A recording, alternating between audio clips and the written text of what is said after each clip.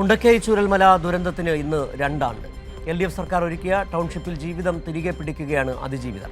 ഉറ്റവരുടെ ഓർമ്മയിൽ ഹൃദയഭൂമിയിൽ പുഷ്പാർച്ചന നടത്തി. അതേസമയം UDF സർക്കാർ അധികാരമേറ്റതിന് ശേഷം ടൗൺഷിപ്പിന്റെ 2ാം ഘട്ട നിർമ്മാണം ഇഴയുകയാണ്. വിവരങ്ങളുമായി PV ജോഷില ചേരുന്നുണ്ട് വയനാട്ടിൽ നിന്ന്. ജോഷില, ഒരു വല്ലാത്ത നടുക്കം, ആ നടുക്കത്തിൻ്റെ 2ാം വാർഷികമാണെന്ന് കേരളത്തിൽ. വലിയ അർത്ഥത്തിൽ അവിടെ ഓരോ നിമിഷവും അന്ന് ജീവൻ വെടിഞ്ഞവരെ, ഒപ്പമുണ്ടായിരുന്നവർ, വേർപിരിഞ്ഞവരെ എല്ലാവരും ഓർക്കുന്നുണ്ടാകണം.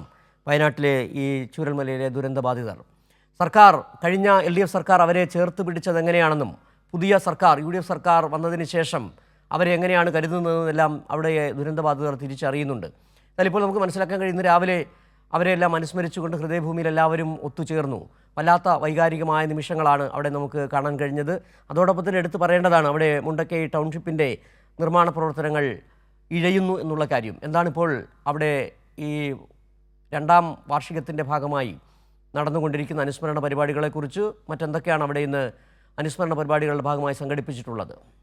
ബിജു, മേപ്പാടി പഞ്ചായത്ത് അല്ലെങ്കിൽ വയനാട് ജില്ല ആകെ ഒരു വലിയ ദുരന്തത്തിന്റെ ഓർമ്മയിലാണ് ഇന്നുള്ളത്. 2 വർഷം തികയുകയാണ് മുണ്ടക്കൈ ചൂരൽമല ദുരന്തം നടന്ന് 2 വർഷം തികയുന്ന ഇന്ന് രാവിലെ മുതൽ അനുസ്മരണ പരിപാടികൾ നടന്നുകൊണ്ടിരിക്കുകയാണ്. രാവിലെ ബെയിലി പാലത്തിനടുത്ത്, ചൂരൽമലയിലെ ബെയിലി പാലത്തിനടുത്ത് വെള്ളാർമലയിലെ അധ്യാപകരും വിദ്യാർത്ഥികളും എത്തി. വിദ്യാർത്ഥികളുടെ ആ ഒഴുക്കിൽപ്പെട്ട് അല്ലെങ്കിൽ ആ ഉരുളിൽ മരണമടഞ്ഞ വിദ്യാർത്ഥികളുടെ സ്മരണ പുതുക്കുന്നതിനായി പുഷ്പാർച്ചന നടത്തുകയുണ്ടായി. ഇപ്പോൾ ഹൃദയഭൂമിയിലാണ്, പുത്തുമലയിലെ ഹൃദയഭൂമിയിലാണ് ഞാനുള്ളത്.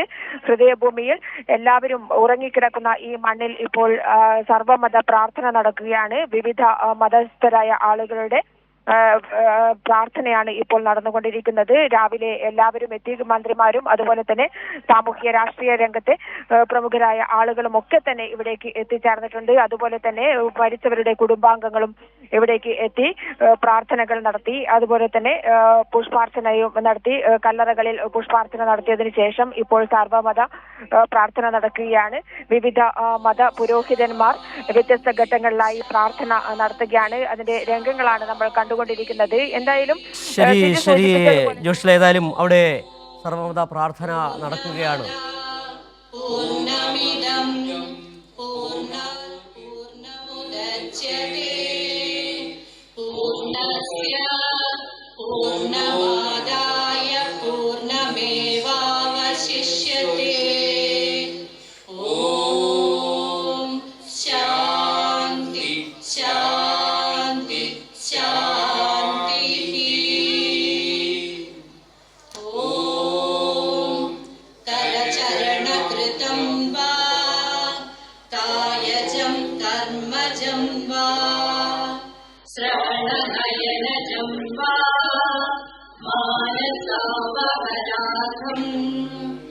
വിഹിതമവിഹിതം വാ സർവമേതക്ഷമസ്വ ശിവ കരുണാബ്ധേ ശ്രീ മഹാദേവ ശംഭോ. ഓം സ്വസ്തി പ്രജാഭ്യാം പരിപാലയന്തം ന്യായേന മാർഗേണ മഹീം മഹീഷാ. ഗോബ്രാഹ്മണേഭ്യः ശുഭമസ്തു നിത്യം.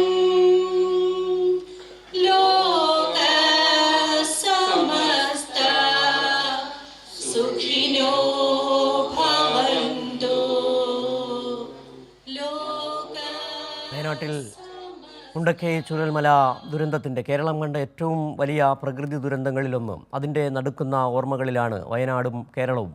ഒരുപക്ഷെ ഉരുളെടുത്ത ജീവിതങ്ങൾ, അതിനുശേഷം വിറങ്ങലിച്ചു പോയ വയനാട് എന്ന നാട്, അതെല്ലാം ഇപ്പോൾ വീണ്ടും ഒരിക്കൽ കൂടി മലയാളികളുടെ മനസ്സിലേക്ക് ഓർമ്മ വരികയാണ്. കൂടെ കിടന്നുറങ്ങിയിരുന്ന അച്ഛൻ, മക്കൾ, സഹോദരങ്ങളൊക്കെ നഷ്ടപ്പെട്ടു പോയവരുടെ വേദന മലയാളികൾ ഒന്നടങ്കം ഏറ്റെടുക്കുകയാണ്. ഇപ്പോൾ അവിടെ നിന്നുള്ള ഹൃദയഭൂമിയിൽ സർവമത പ്രാർത്ഥന നടക്കുകയാണ്. അതിൻ്റെ തത്സമയ സംപ്രേഷണമാണ് കണ്ടുകൊണ്ടിരുന്നത്. വിവരങ്ങളാണ് ജോഷില നൽകിക്കൊണ്ടിരിക്കുന്നത്. ജോഷില, ഏതായാലും ഒരു നടുക്കത്തിൻ്റെ, കേരളം കണ്ട ഏറ്റവും വലിയ ദുരന്തത്തിൻ്റെ ഓർമ്മ, ആ ഓർമ്മയുടെ നടുക്കത്തിൽ, ആ വിട്ടുമാറാത്ത ഓർമ്മകളിലാണ് കേരളം ഇപ്പോൾ. ഈ ദൃശ്യങ്ങളിൽ കാണുന്ന പലരും അന്ന് ടെലിവിഷനിലൂടെ വിവിധ മാധ്യമങ്ങളിലൂടെ കണ്ടതാണ്, അവരെ ചേർത്ത് പിടിച്ചതാണ് കേരളം. ഇപ്പോൾ അവിടെ നമുക്ക് അറിയേണ്ടത് എങ്ങനെയാണ് ഈ പുതിയ സർക്കാർ വന്നതിന് ശേഷം ഈ ദുരന്തബാധിതരെ ചേർത്ത് പിടിക്കുന്നത്. അതിന് പിന്നാലെ ഉണ്ടായ മറ്റൊരു ദുരന്തത്തിൽ അവരോട് കാട്ടിയ അനാസ്ഥ കണ്ടതാണ്. അതിന് മുമ്പുണ്ടായിരുന്ന സർക്കാർ ദുരന്തബാധിതരെ ചേർത്ത് പിടിച്ചത് എങ്ങനെയെന്ന് കണ്ടതുമാണ്. എങ്ങനെയാണിപ്പോൾ അവിടുത്തെ ടൗൺഷിപ്പിൻ്റെ നിർമ്മാണ പ്രവർത്തനങ്ങൾ പുരോഗമിക്കുന്നത്? ഒപ്പം തന്നെ എടുത്തു പറയേണ്ടതാണ്, കോൺഗ്രസും യൂത്ത് കോൺഗ്രസും വാഗ്ദാനം ചെയ്ത വീട് അതങ്ങനെ തന്നെ ഒരു കല്ലായി അവശേഷിക്കുകയും ചെയ്യുന്നു. സിജു, നമ്മൾ കണ്ടതാണ് കേരളം കണ്ട ഏറ്റവും വലിയ ദുരന്തത്തെ എങ്ങനെയാണ് സർക്കാർ ആ ദുരന്ത ബാധിതരായ ജനങ്ങളെ ചേർത്ത് പിടിച്ചതെന്ന്. അതിന്റെ ഒരു ഉദാഹരണം തന്നെയാണ് ഇപ്പോൾ കാണുന്ന സർവമത പ്രാർത്ഥന. അത് നടക്കുന്നത് ഇവിടെ പുത്തുമലയിൽ നിർമ്മിച്ച കെട്ടിടത്തിലാണ്. അത് എല്ലാവർക്കും ഇവിടെ അന്തിയുറങ്ങുന്ന ആളുകളുടെ ബന്ധുക്കൾക്ക് ഇവിടേക്ക് വരാനും ഇവിടെ വിശ്രമിക്കാനും അവരവരുടേതായ പ്രാർത്ഥനകൾ നടത്താനും വേണ്ടി ഉണ്ടാക്കിയ കെട്ടിടമാണ്. ആ കെട്ടിടത്തിന്റെ പണി ഇപ്പോൾ കെട്ടിടത്തിന്റെ ഘടന ഓളം എത്തിയിരിക്കുകയാണ്. അതിലപ്പുറത്തേക്ക് മറ്റ് പ്രവർത്തനങ്ങൾ കൂടി നടത്തേണ്ടതുണ്ട്. അതുവരെ എത്തിച്ചുകൊണ്ടാണ് ഇടതുപക്ഷ സർക്കാർ ഭരണത്തിൽ നിന്നും ഇറങ്ങിയത് എന്നുള്ളതാണ് ശ്രദ്ധേയമായ ഒരു കാര്യം. അതായത് സുജി നേരത്തെ സൂചിപ്പിച്ചതുപോലെ തന്നെ ടൗൺഷിപ്പിൽ മുണ്ടക്കൈ ചൂരൽമല ദുരന്ത ബാധിതർക്കായുള്ള പുനരധിവാസ പ്രവർത്തനങ്ങൾ നടത്തുന്നതോടൊപ്പം തന്നെ ഇവിടേക്കുള്ള, അതായത് പുത്തുമല ശ്മശാന ഭൂമിയും ഹൃദയഭൂമിയാക്കി മാറ്റുകയും ആ ഹൃദയഭൂമിയിൽ ഒരു എല്ലാവർക്കും വരാനുള്ള സൗകര്യം ഒരുക്കുകയും അതുപോലെ തന്നെ മുണ്ടക്കൈ ചൂരൽമല ഭാഗത്ത് എസ്റ്റേറ്റിലുള്ള തൊഴിൽ അതുപോലെ തന്നെ കൃഷി ഇതിനൊക്കെയായുള്ള സൗകര്യങ്ങൾ ഒരുക്കുകയും അവിടേക്കുള്ള റോഡുകൾ, പാലങ്ങൾ ഇതൊക്കെ തന്നെ പണി ആരംഭിക്കുകയും ചെയ്ത ഒരു ഘട്ടത്തിലാണ് സർക്കാർ ഭരണത്തിൽ നിന്നും ഇറങ്ങുന്നത്. എന്നാൽ അതൊക്കെ തന്നെ ഇപ്പോൾ മന്ദഗതിയിലേക്ക് പോകുന്ന ഒരു അവസ്ഥയിലേക്കാണ് കാര്യങ്ങൾ നീങ്ങിക്കൊണ്ടിരിക്കുന്നത്. ടൗൺഷിപ്പിൽ 178 കുടുംബങ്ങളെ പുനരധിവസിപ്പിച്ചു. താമസിക്കാനുള്ള എല്ലാ സൗകര്യങ്ങളും ഒരുക്കി. 178 കുടുംബങ്ങൾക്ക് എല്ലാം നഷ്ടപ്പെട്ട 178 പേർക്ക് താക്കോൽ കൈമാറി അവർ താമസം ആരംഭിച്ചു. എന്നാൽ അതിനപ്പുറം മറ്റ് കുടുംബങ്ങൾ ആശങ്കയിലാണ് ഇപ്പോൾ ഉള്ളത്. എപ്പോഴാണ്, അതായത് അടുത്ത മഴ വന്നു, മൂന്നാമത്തെ മഴ എന്ന് വേണമെങ്കിൽ നമുക്ക് പറയാം. ആ ഒരു ഭീകരമായ ഒരു കാലാവസ്ഥയിലേക്ക് കാര്യങ്ങൾ പോകുമ്പോൾ പോലും വാടക വീടുകളിൽ കഴിയേണ്ടതിന്റെ ആശങ്ക അവർ ഞങ്ങളോട് പങ്കുവച്ചിരുന്നു. ഇനി എപ്പോഴാണ് ഞങ്ങളുടെ വീടുകൾ പണി തീർക്കുക എന്നറിയില്ല. അത് തന്നെയാണ് ജോഷ്ന, എന്നാണ് ഞങ്ങളുടെ ദുരിതം അവസാനിപ്പിക്കുക, എന്നാണ് ഞങ്ങളുടെ വീടുകളുടെ പണി തീർക്കുക എന്നുള്ള ചോദ്യം UDF സർക്കാരിനോടാണ് ദുരന്തബാധിതർ ചോദിക്കുന്നത്. അവരെ ചേർത്ത് പിടിച്ച ഒരു സർക്കാർ ഇവിടെ ഉണ്ടായിരുന്നു. അവരെ എല്ലാ ഘട്ടങ്ങളിലും അവരോടൊപ്പം ഉണ്ടായിരുന്ന സർക്കാർ ഉണ്ടായിരുന്നു. ആ ഓർമ്മകൾ അവർക്കുണ്ട്. അതുകൊണ്ട് തന്നെയാണ് അവർ വീണ്ടും നിരന്തരം ചോദ്യങ്ങൾ ചോദിച്ചുകൊണ്ടേയിരിക്കുന്നത്. ഞങ്ങളുടെ ദുരിതത്തിന് എന്നാണ് അറുതി വരിക, ഞങ്ങളുടെ വീടുകളുടെ നിർമ്മാണം എന്നാണ് പൂർത്തിയാവുക, മറുപടി പറയേണ്ടതുണ്ട് ED സതീശൻ സർക്കാർ. വിവരങ്ങളാണ് വയനാട്ടിൽ നിന്ന്, മുണ്ടക്കൈ ചൂരൽമല ദുരന്ത ബാധിത ഭൂമിയിൽ നിന്ന് PV ജോഷില നൽകിയത്.